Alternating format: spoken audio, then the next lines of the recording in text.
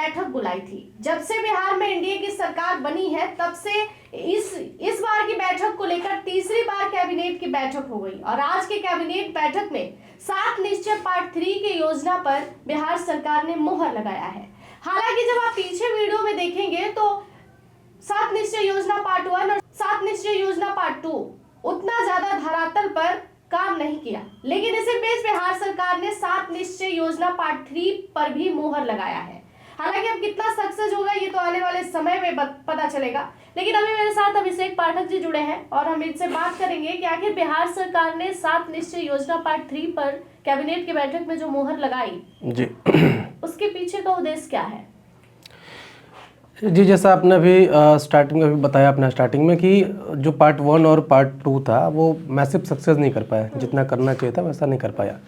लेकिन कोई भी सरकार अपने योजनाओं को इसलिए बस उसको आगे बढ़ाने से नहीं रोक सकती कि भाई लोग बोल रहे हैं कि उसको वो मैसिव सक्सेस नहीं कर पाया। उसके नज़र में तो वो काम किया तभी वो आगे बढ़ रहा है, लेके चल रहा है। सरकार की नज़र में वो काम इसलिए किया क्योंकि जितना रिपोर्टिंग हम लोगों ने किया, जितना हम लोग ग्राउंड पर घूमे, उसके अनुसार हमें ये पता चला कि उसमें गलती बिहार सरकार की नहीं थी। उसमें गलती उन लोगों की थी जिनको बिहार सरकार के द्वारा टेंडर दिया गया था पंचायतों में काम करने के लिए। जैसे नल जल योजना को ही एग्जाम्पल, वो तो पूरी तरह फेल है मेरे ख्याल से, पूरी तरीके से फेल हो गया। और उसमें गलती आप बिहार सरकार को नहीं कहेंगे क्योंकि फंडिंग तो यहाँ से गया था, पैसे तो बिहार सरकार ने दिए थे, लेकिन जिन्होंने काम किया था उन्होंने सही तरीके से काम नहीं किया और इसलिए योजना फेल रही। जी, ये आपने सही कहा क्योंकि लेकिन सबसे बड़ी ये बात है कि गवर्नमेंट, मैंने पहले भी बोला फिर मैं ये बोलूँगा, गवर्नमेंट इसलिए किसी योजना को वो बैकआउट नहीं कर सकती क्योंकि ये नीतीश कुमार का के बहुत महत्वाकांक्षी योजनाओं में से एक है 7 निश्चय योजना। और मेरे ख्याल से अगर पूरी तरह धरातल पर जिस दिन लागू हो जाएगा वो अपना जो स्टेट है वो बिहार, वो डेवलप्ड स्टेट के श्रेणी में चलाएगा, वो विकसित राज्य बन जाएगा हमारा बिहार। नीतीश कुमार ने कोशिश भी किया और वो लगातार कर भी रहे हैं। ये जो आज कैबिनेट की मीटिंग हुई और उसमें जो ये फैसला लिया गया कि 7 निश्चय पार्ट 3 को शुरू किया जाए, पहला वाला मेरे ख्याल से 15 में आया था, 15 से 20, 20 से 25 और ये 25 से 30। इसमें गवर्नमेंट का ये इसको प्रायोरिटी पर गवर्नमेंट देख रही है कि इकलौता और सबसे मेजर लक्ष्य है कि भाई हम अपने प्रदेश को विकसित बना दें, डेवलप्ड स्टेट के श्रेणी में लाकर बिहार को खड़ा कर दे रहा है। उसमें बहुत सारे ऐसे चीज़ें जब मैं पढ़ रहा था अभी निश्चयों के बारे में, तो उसमें था कि जिन मुद्दों को लेकर इस बार की विधानसभा चुनाव में जो पार्टियां चाह रही थी कि भाई हम सत्ता में आ जाएं और वो लोक लुभावन मुद्दे के द्वारा, खासकर जो प्रशांत किशोर के जितने भी मुद्दे थे, वो चाहे उद्योग का हो, वो रोजगार का हो, वो युवाओं के मुद्दा हो, वो एडुकेशन का हो, स्वास्थ्य का हो, आप हमेशा उनको एक बात सुनती होंगी कि जैसे उन्होंने बोला था कि भाई हम ब्लॉक वाइज एक स्कूल खोलेंगे, उन्होंने बोला था कि हम यहाँ के बच्चों को हम सूरत, पूर्णा और न जाने देश में कितने जगहों पे भेज रहे हैं, हम यहीं पे रख देंगे। बहुत पहले उन्होंने बोला था कि छठ आने के बाद कोई आ तो जाएगा बट जाएगा नहीं। उन सारी योजनाओं को ऐसे इसको इस बार ना प्रमुखता से उनमें लागू किया गया है। एक बात तो तय है, देखिए प्रशांत किशोर का जितना भी प्रशांत किशोर को सीट मिले ना मिले, हारे, वो जो भी है, लेकिन उनकी बातें बड़ी प्रासंगिक रही पूरे चुनाव में। लोग उनके मुद्दे को सुनते थे बड़े ध्यान से। आपको हम ये भी बता दें कि ये 7 निश्चय योजना वाला जो योजना बिहार सरकार के आइडिया में दिया गया था, ये साल 2015 के बिहार विधानसभा चुनाव के दौरान प्रशांत किशोर चूंकि नीतीश कुमार के साथ थे, तो ये उनका ही आइडिया था। बिल्कुल उनका, और कुछ नीतीश कुमार के कुछ जो अपने खास ब्यूरोक्रेसी में लोग थे, उन सब ने मिलकर एक योजना बनाई थी। और उस योजना को खासकर मैं कहूँगा कुछ योजना को अमली जामा पहनाने में इनका हाथ ज़्यादा था, क्योंकि उस समय इसीलिए वहाँ पे गए थे प्रशांत किशोर मुख्यमंत्री के पास कि भाई हमको कुछ ऐसा कर देना इस बार कि इस तरह से स्टैंड कर, मतलब चूँकि देश में 15 से 15 तक जो मूलभूत सुविधाएं होनी चाहिए राज्य में, वो कुछ हद तक ठीक हो गया था। जैसे 5 में गवर्नमेंट आई नीतीश गवर्नमेंट की, जो एनडीए की गवर्नमेंट थी, और उसके बाद जैसे कानून व्यवस्था लचर थी पूरी तरह, उसको नीतीश ने उसमें बहुत काम किया। सड़कों का जाल पहनाया, उसमें कोई संशय नहीं है भाई। बिजली पे बहुत ज़्यादा काम हुआ था। तो 15 तक जो मूलभूत सुविधाएं थी उन पे तो काम कर लिया गया था। लेकिन प्रशांत किशोर का ऐसा था कि अब जो बेसिक योजनाएं हैं, अगर मान लीजिए एक गाँव है, गाँव में पानी पीने के लिए हमने एक व्यवस्था करवा दिया कि भाई गाँव में सार्वजनिक स्थल पे 1 आध 2 चापाकल लगवा दिया, लेकिन कुछ अब ऐसा अलग कर दिया जाए जो कि विकसित राज्यों में रहता है कि भाई हर घर को नल से क्यों नहीं ऐड कर दिया जाए। हमें उस सार्वजनिक स्थल पर जाने की आवश्यकता ही क्यों है, हमारे घर में ही नल का जल चला है। जो युवा है उनको बाहर जाने की आवश्यकता ना पड़े, उनको रोजगार मिल जाए, और शिक्षा, स्वास्थ्य, उस पर सड़क, उन सारी चीज़ों पे वो काम हुआ था, और काम बहुत हद तक हुआ भी। 2-3 चीज़ों को छोड़ दे तो, लेकिन उसके बाद तो जो हुआ उनका जाना, और वो तो खैर विषयांतर है, उस विषय का चीज़ ही नहीं है। किशोर की चर्चा एक बार फिर से हो रही है, क्योंकि 7 निश्चय योजना पार्ट 3 पर जी, बिहार जी, सरकार जी, की कैबिनेट में मुहर लगी है। लेकिन एक बात बता दें कि बिहार सरकार के मुहर तो बिहार सरकार ने लगा दिया, प्रशांत किशोर का नाम भी चर्चा में आ गया। प्रशांत किशोर बिहार में जब चुनाव लड़ने के लिए आए थे, और जितना भोकाल उन्होंने बनाया, जिस तरीके से उन्होंने लोगों को मोटिवेट करने का काम किया, मुझे अभी तक ये बात समझ में नहीं आई कि उन्होंने प्रॉफिट किसका किया और लॉस किसका किया। देखिए इस विषय, जिस पर उन्होंने निशाना साधा वो तो पूरी तरीके से विफल रहा। उनका 1% क्या, उनका चीख चीख कर ये कहना कि आप भ्रष्टाचार को आगे बढ़ा रहे हैं, आप एक ऐसे सरकार को आगे बढ़ा रहे हैं जो बिहार के हित में सही नहीं है, जनता ने 1% भी नहीं सुना। ये मतलब मेरे ख्याल से बहुत बड़ा विषय है। और प्रशांत किशोर ने जिन बातों को रखा, मैं फिर बोलूँगा कि वो सारी विषय प्रासंगिक थी। उन्होंने सम्राट चौधरी को आड़े हाथ लिया, उन्होंने दिलीप जायसवाल को आड़े हाथ लिया, उन्होंने मंगल पांडे को आड़े हाथ लिया। तो कहीं से भी कोई जो उनका आरोप था वो गलत तो नहीं था। इस बात को एक्सेप्ट करना होगा हम लोगों को, क्योंकि प्रशांत किशोर की चर्चा कभी ना कभी हुई थी। प्रशांत किशोर के आने से पहले हम और आप ये नहीं जान रहे थे कि हमारे प्रदेश के उप मुख्यमंत्री पर हत्या का भी आरोप है। ये बात हमें नहीं पता था। नहीं, तो ये वही बात हुई, घर की बेदी लंका डाले। घर के बेदी नहीं, उसमें तो आपके साथ रहे, बहुत कुछ जाने, और फिर जब अपनी काम पड़ी तो आपको हम आगे ला दिए कि भाई ये तो अच्छे ही नहीं है। नहीं, वो तो राजनीति में होता है, और राजनीति में वो लोग ज्यादा वो काम कर पाते हैं ना जो स्वच्छ रहते हैं, क्योंकि हम आपके साथ रहे, हम आपके सारे प्राइवेट और सीक्रेट चीज को छुपाए हुए हैं, और आपने कुछ गलत किया है लेकिन हम ठीक है। जिस दिन हम और आप अलग होंगे, अगर आपके चीज़ों को उजागर करने से मुझे राजनीतिक लाभ मिलेगा तो मैं स्वतः करूंगा, क्योंकि मैं तो निष्पक्ष हूँ, और इस मामले में प्रशांत किशोर निष्पक्ष है। नहीं कहा, उनके ऊपर भी लोग ये धब्बा लगाते थे कि ये तो बीजेपी के बी टीम है, क्योंकि बीजेपी के ही है। ये कैसे आखिर उनकी रणनीति तैयार कर रहे थे जब उन्हें पता था कि बिहार में या केंद्र में इनकी सरकार आएगी तो केंद्र या बिहार की हालत अच्छी नहीं रहेगी, और उनके बिहेव से, उनके व्यवहार से वो भली भांति मतलब वाकिफ थे। उसके बाद भी उनके लिए उन्होंने रणनीति क्यों बनाया, ये भी जनता ने बहुत सवाल किया। जब भी हम लोग ग्राउंड पर रिपोर्टिंग कर रहे थे तो प्रशांत किशोर के लिए ये बार बार सवाल आ रही थी कि फिर जब उनको पता था कि ये व्यक्ति ऐसे हैं तो उनके लिए रणनीति कर क्यों रहे थे। जी देखिए, एक और बात आपको हम बताते हैं। प्रशांत किशोर ने, अगर आप उस विषय पे जा रही हैं, तो प्रशांत किशोर ने जो रणनीति स्थापित की भाजपा के लिए, भाजपा इस बात को एक्सेप्ट करे या ना करे, एक बात बताते हैं आपको। 14 इलेक्शन से जस्ट पहले सोशल मीडिया बहुत एक्टिव हो गया। सोशल मीडिया मतलब इतना ज़्यादा एक्टिव हो गया कि हम और आप, हमें याद है कि हम लोग उस समय अपना फेसबुक चलाते थे साइबर कैफ़े में 10 रुपये घंटा देकर, आईडी खोलना, चैट करना, लोगों से फोटोज़ वगैरह देखना।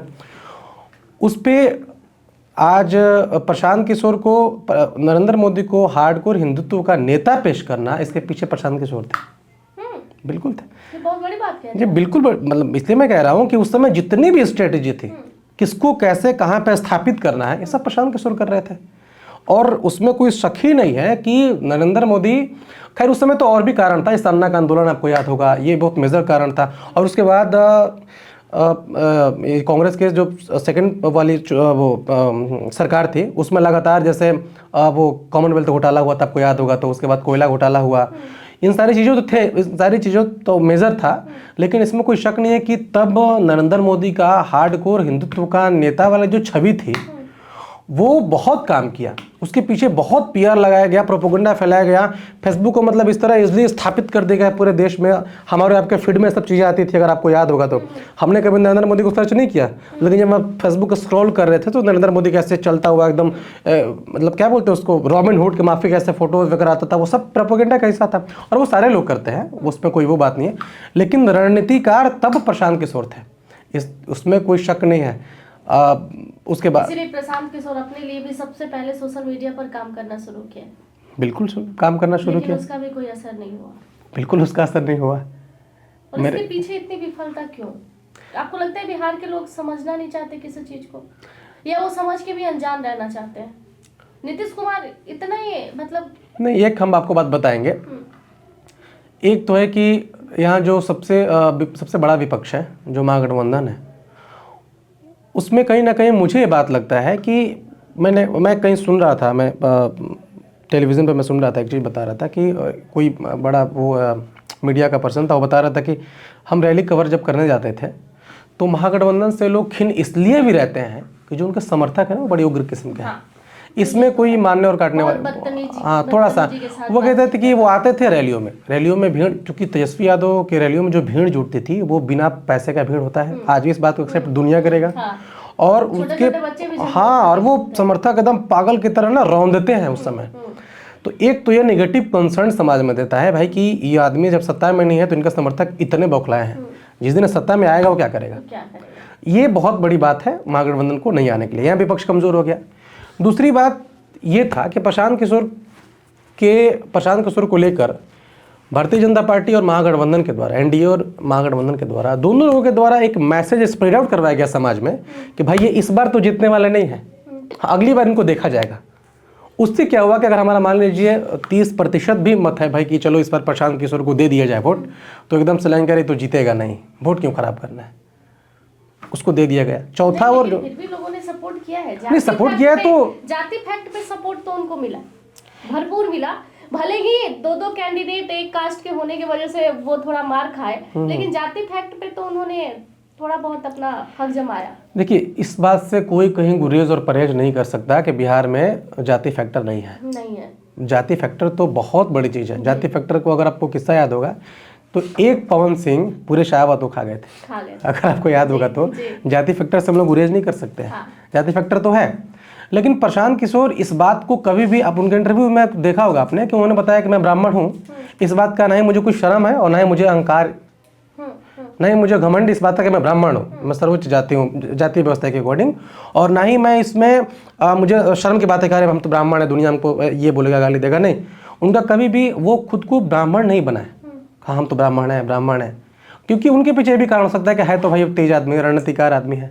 अब ब्राह्मण चिल्ला भी लेते तो कितना ब्राह्मण है इस प्रदेश में। एक मैसेज मैं आपको बताना चाहूंगी, क्योंकि अभी आज वो मेरे ही वीडियो पर आया था और ऐसे ही आज मैं बैठी थी तो मैसेज पढ़ने लगी, तो उसमें एक बड़ा मतलब सोचने वाली मैसेज थी वो, जिसमें एक यूजर ने लिखा था कि बिहार में ये समझ में नहीं आ रहा है कि बिहार में राजनीति भी हो रही है, बिहार में सरकार भी है, क्योंकि यहाँ विपक्ष ही नहीं है। अब जो करना है सरकार को करना है, जो घोटाला करना है सरकार को करना है। और ये इस 7 निश्चय जो योजना पार्ट 3 आया, उसी पे ये मैसेज था कि जो करना है वो बिहार मतलब सरकार को करना है, सरकार को ही घपला करना है, यहाँ विपक्ष है ही नहीं, आवाज़ उठा ही नहीं सकता, तो अब क्या बस बिहार में जय जय है। आप क्या कहेंगे इसका? नहीं देखिए, एक वो जो भी जिसने बोला है, इस बात को मैं थोड़ा सा यहाँ पे पॉजिटिव लूँगा। पॉजिटिव इसलिए लूँगा कि पूरे डेमोक्रेटिक प्रणाली में जितना ज़रूरी पक्ष का होता है, जितना ज़रूरी सत्ता का होता है, उससे दोगुना ज़रूरी विपक्ष का होता है। विपक्ष है ही नहीं ना, विपक्ष है ही नहीं, तो इस बात से हम गुरेज नहीं कर सकते कि उसने कुछ ऐसा। इस बार तो बिहार में जय जय है बिल्कुल सरकार की, मतलब जय जय है, वो ऐसा पहली बार बिहार में नहीं हो रहा है। आप अगर और भी प्रदेशों की बात करें, इवन के देश की बात करें, तो इंदिरा गांधी कांदी आया था, तो नहीं हुआ था महागठबंधन का, इतनी बुरी हार तो नहीं हो गई थी। नहीं, सामूहिक चौधरी ने लोकसभा में कह दिया कि उंगली पर गिन के बस कांग्रेस के विधायक बचे हैं, और अब धीरे धीरे ये भी साफ हो जाएंगे। नहीं, ये देखिए, मैसेज तो भाई अपने अपने पार्टी की दुनिया जय करती है। कैसा भी समय था कि 1-2 पार्टी के लिए अटल जी की सरकार गिर गई थी, अगर आपको याद होगा तो। याद तो नहीं होगा, आपने पढ़ा होगा तो कौन से याद होगा हम लोग। लेकिन आप बहुत आप ऐसे देखिए, इंदिरा गांधी की जब दूसरी बार सत्ता में वापसी हुई थी, जब इंदिरा गांधी की हत्या हो गई थी, उसके बाद जब राजीव गांधी आए थे तो 400 से ज़्यादा सीट मैंडेट लेकर वो आए थे, और शायद मेरे ख्याल से भाजपा उतना कभी नहीं ला सकता। तब तो विपक्ष इस देश में शून्य रहा था। आप सोचिए कि 47 के बाद, 50 के बाद, मान लीजिए 50-52 जो आम चुनाव हुआ था, 52 के बाद तो राजीव गांधी तक जिस तरह कांग्रेस का रौला चला है, मतलब कहीं कहीं है तो पूरा कांग्रेसी और तो पूरे पार्टी प्रदेश में माथा पीट रहे होंगे अपना, सॉरी प्रशांत किशोर माथा पीट रहे होंगे अपना कि मैंने एक योजना क्या दे दिया है, तो बिहार सरकार तो आगे बढ़ाने लगी, अब अगले बार के लिए हमारे पास कोई मुद्दा ही नहीं बचेगा। हाँ देखिए, इन योजनाओं को अमली जमा फैलाने में बिहार सरकार के जितने भी अधिकारी और जितने भी मंत्री, जो कि तेज मंत्री कहे जाते हैं बिहार प्रदेश के, वो सारे लोग लगे हुए हैं। आप योजनाओं की बात करें तो हर योजनाओं में इस बार ना +2 करके लिखा गया है, दोगुना है, दोगुना आधार, ऐसे कर करके सारी योजनाओं में लिखा गया है। और सबका इकलौता प्रोपेगेंडा है जो 15 में सोचा गया था कि हमको इस प्रदेश को विकसित बनाना है, और इस पूरे योजना के पीछे अकेला काम है। और मैं फिर से बोलना चाहूँगा कि जिन मुद्दों को लेकर पूरे विधानसभा चुनाव में पूरा शोर हुआ कि भाई हमारे बच्चे बाहर जा रहे हैं कमाने, हमारे पास अच्छा स्कूल नहीं है, हमारे पास अच्छा स्वास्थ्य नहीं है, सड़क नहीं है, बिजली नहीं है, पानी नहीं है, कल नहीं है, जल नहीं है। उन सारे मुद्दाओं को +2 करके और उसको बढ़ाया जा रहा है कि भाई अगले चुनाव में एटलीस्ट कोई ये ना कहे कि हमारे पास एडुकेशन के कमी के चलते, हमारे पास यूनिवर्सिटीज़ की कमी के चलते बच्चे बाहर जा रहे हैं। तो इन मुद्दों को लेकर इस बार सरकार सजग है और मुझे लगता है कि जो तीसरा सारे मुद्दे दिए हुए तो प्रशांत किशोर के ही हैं। कह सकते हैं। इससे पहले तो बस बिहार में पिछड़ा चलता था। अगर आप अगर बिल्कुल समझ पा रहे हैं, बिल्कुल बिल्कुल तो बिल्कुल जब आप बिल्कुल 2020 के चुनाव देखेंगे तो उस समय पिछड़ा पे ज्यादा फोकस था। जी लेकिन 25 विधानसभा चुनाव में पलायन पर बात होने लगा, जी, एजुकेशन बिल्कुल, पर बात बिल्कुल, होने लगा, बिल्कुल। स्वास्थ्य पर बात होने लगा, बिल्कुल। नेताओं के बारे में लोग बहुत डीपली समझ पाए जो बिहार के लोग जानते भी नहीं थे। तो इसमें योगदान तो कहीं ना कहीं प्रशांत किशोर का है। बिल्कुल प्रशांत किशोर का योगदान है इस मामलों में, और इस मामलों में मैं उसके लिए बिहार गवर्नमेंट को थैंक यू बोलना चाहिए कि तुम्हारी योजना को लेकर भाई हम अपने इस देश को प्रदेश को विकसित बनाने के क्रम में खड़े हुए हैं, और या फिर जो भी कर रहे हैं कि अगली बार तुम एक बात तो देखिए, पूरे आप चुनाव में आपने नज़र घुमाया होगा अच्छे से और चुनाव को समझा होगा, तो कहीं ना कहीं सम्राट चौधरी को दोबारा उप मुख्यमंत्री बनाना और उन सारी योजनाओं को, इसके पीछे प्रशांत किशोर कहाँ थे? प्रशांत किशोर को आप हम हो सकता है कि लाइट में ले लें, आप बैठे लाइट में ले लें, लेकिन भारतीय जनता पार्टी लाइट में नहीं ले रही है। उनको पता है कि प्रशांत ये व्यक्ति भाई मेरे घर का सब कुछ जानता है। ये नहीं, अब आपने सुना होगा कि पता नहीं उस खबर पे मैं मुहर तो नहीं लगा रहा हूँ, लेकिन उन्होंने प्रियंका गांधी से भेंट किया है, ऐसा खबर उड़ के आ रहा है कि 2 घंटा की मुलाकात हुई है प्रियंका गांधी से। प्रशांत किशोर इतना मतलब कमजोर शख्सियत नहीं है कि वो हार जाएगा एकदम से। सोचिए कितनी बड़ी विफलता के बाद वो फिर से पूरे, उन्होंने कहा भी था कि मैं कांग्रेस के साथ चाहूंगा तो आगे आने वाले समय में विलय कर सकता हूँ, बाकी किसी के साथ नहीं। अगर आपको वो बयान बिल्कुल बिल्कुल बिल्कुल वो उन्होंने ये बोला था कि विलय की बात नहीं कही या ना लगाए, जी जी, लेकिन ये भी तो अटकलें थी ना। उन्होंने कहा था कि मैं अगर हाथ मिलाना चाहूँ तो मिला सकता हूँ भी कांग्रेस के साथ। हाँ उन्होंने बोला कि हमारे कांग्रेस से हमारे जो लोग हैं, मतलब राहुल गांधी हमारे अच्छे दोस्त हैं, और भाई कोई कभी भी राजनीति में खुलेआम बेबात नहीं कहता। तो फिर तेजस्वी यादव भी उनके साथ रहे, क्योंकि जब महागठबंधन और नीतीश कुमार की जब मिली भगत की सरकार चल रही थी तो उस दौरान तो वो तेजस्वी यादव के साथ भी रहे, नीतीश कुमार के करीबी भी थे बहुत ज्यादा। बीजेपी के लोग की तो करीबी पर तो आप ये बात नहीं कर सकते कि बहुत राहुल गांधी करीबी है इसलिए मुलाकात हुई। जब वो मंच से बोले कि कांग्रेस के साथ मैं हाथ मिलाने को तैयार हूँ, तो उसके पीछे जरूर कुछ ना कुछ रहा होगा। हाँ कुछ वजह है, और कुछ वजह तभी जाकर प्रियंका गांधी वाड्रा से उन्होंने लगभग 2 घंटे का मुलाकात किया। अब ये खबर कितनी सच है, और मेरे ख्याल से प्रशांत किशोर शांत रहने वाला तो नहीं है।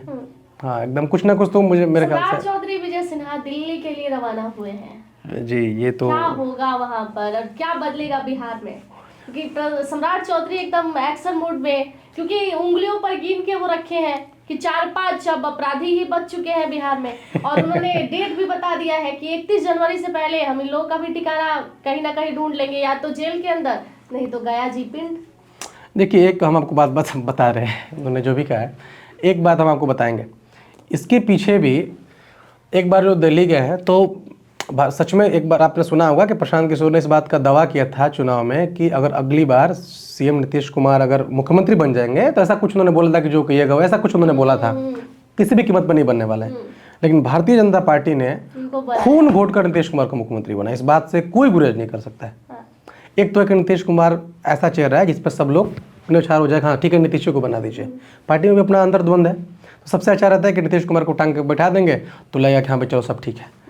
तो पार्टी, भारतीय जनता पार्टी आज भी लगी हुई है इस चक्कर में कि ऐसा कुछ हो, या फिर किस तरह से हम अपने अपने मंत्री को अच्छे अच्छे मंत्रालय दे दें, बैठा दें, जिस पर ऐसा शिकंजा कसा जाए। और शिकंजा नहीं कसा जाए, आप इसको लिख के ले लीजिए कि ये नीतीश कुमार का आखिरी कार्यकाल है। हाँ, ये तो इसमें कोई शक और गुरेज नहीं है। उम्मीद है 2 साल 27 तक की। हाँ, और एक इसके पीछे एक और भी कारण हो सकता है कि भाई अपने प्रदेश का आदमी पूरे कार्यकारी अध्यक्ष बना है इस पूरे देश का, भारतीय जनता पार्टी का, तो उनके भी कंसर्न में लोग दोनों लोग गए होंगे, मुलाकातें जारी है, वहाँ पे दौरे जारी है। तो यहाँ भी हुई थी, वहाँ की मुलाकात कुछ अलग मायने में होती है सर, बिल्कुल। यहाँ की मुलाकात थोड़ी अलग मायने में होती है, क्योंकि बधाई तो सम्राट चौधरी यहीं पे नितिन नवीन को दे दिए थे, फिर वहाँ जाने का मतलब तो कुछ और है। वही जाने का भाई विशेष मतलब है, इस पर हम चर्चा किए हैं, बताएं कि हर तरह बिहार में भी कुछ बदल सकता है। बिल्कुल बिल्कुल बिहार में बदल सकता है, क्योंकि एक तो है कल ही नीतीश कुमार की वो हरकत उन्होंने नकाब खींच। हाँ, ये जो देखिए चीजें समाज में पार्टी के छवि को, इवन के एनडीए के छवि को गलत बीजेपी चाहती नहीं है कि इस बार कोई दाग लगे। हाँ बिल्कुल, इस बार देखिए हम फिर इसके पीछे प्रशांत किशोर को खड़ा करेंगे कि वो आदमी इतना पेश करके रखा हुआ है कि अगर एक गलती वो होता है तो सम्राट चौधरी को उप मुख्यमंत्री बनाना, नीतीश को मुख्यमंत्री बनाना, ये सारे चीज़ों से यह है कि समाज में ये संदेश प्रेषित करना है कि इस बार किसी भी कीमत पे, मैंने प्रशांत किशोर एक खवा था, आया और चला गया। ये एनडीए चाहती है कि समाज में ऐसा मैसेज हम कर दें, इस तरह से वो लगी हुई है। आप लेकिन वो फिर आएंगे। हाँ, अरे वो कोई क्यों नहीं आएगा, वो तो राजनीतिक चीज़ है, लोग अपनी अपनी भाई वो, और मेरे ख्याल से तो बिहार भाई पाठशाला रहा है राजनीति का। जननायक यहाँ से निकला जिन्होंने पूरे देश का नेतृत्व किया, यहाँ से महात्मा गांधी ने पहला आंदोलन यहाँ से शुरू किया हुआ, और मगध और पाटलिपुत्र कितना यहाँ पे रहा है को, तो भाई ये लोग आए अपना अपना शुरू करें, हारे जीते लड़े, क्या दिक्कत है, राजनीति सबको आना चाहिए। 7 निश्चय योजना पार्ट 3 जी, धरातल पर पार्ट 1 पार्ट 2 वाले का तो हाल नहीं होगा। अब ये तो भविष्य बताएगा, लेकिन मेरे ख्याल से इस बार जितने सारे लोग हैं इस योजना से जुड़े हुए, वो बहुत सीरियस काम को करवाने वाले हैं। मतलब जितनी भी योजनाएं हैं इसमें तो मेरे ख्याल से नल जल वैसी चीज़ें तो नहीं हैं जिस पे थोड़ा सा कम बजट रहता है और बहुत देख रेख नहीं रहता है। आपको याद होगा कि सरकार ने एक, मेरे ख्याल से शायद हेल्पलाइन भी स्टार्ट किया था कि जिसको शिकायत है नल जल योजना से वो इस नंबर पे कंप्लेंट करे या फिर वीडियोज़ वगैरह बना कर दे, सरकार कार्रवाई करेगी। खैर कार्रवाई तो कहीं नहीं हुआ। सबसे, अगर मुझे लगता है कि बिहार के इतिहास में सबसे बड़ी योजनाएं, फेलियर योजनाएं को लिस्ट बनाई है तो उसमें सबसे पहले नल जल योजना और बिल्कुल, हाँ, शराबबंदी और नल जल शराबबंदी। खैर ये तो देखिए, सम्राट चौधरी और विजय सिन्हा दिल्ली के लिए रवाना हो गए, और सम्राट चौधरी और विजय सिन्हा दोनों का दिल्ली जाना बिहार की राजनीति में हलचलें तो तेज जरूर करती है, क्योंकि वो लोग दिल्ली जाना और नीतीश कुमार का पारा यहाँ पर हाई होना। नीतीश कुमार को भी तो भाई डर है अंदर ही अंदर कि बीजेपी कब क्या कर दे मेरे साथ, इसका कोई ठिकाना नहीं है। और बीजेपी वालों को नीतीश कुमार से डर है कि नीतीश कुमार कब क्या कर दे, ये भाई हम नहीं जानते। तो दोनों का डर तो आपस में है, लेकिन इसी बीच इस बात की हलचलें भी तेज हो गई है कि आखिर सम्राट चौधरी और विजय सिन्हा जब दिल्ली से आएंगे तो बिहार की राजनीति में कौन सा नया मोड़ आएगा। धन्यवाद। बाकी की तमाम जानकारियों के लिए जुड़े रहिएगा हमारे साथ।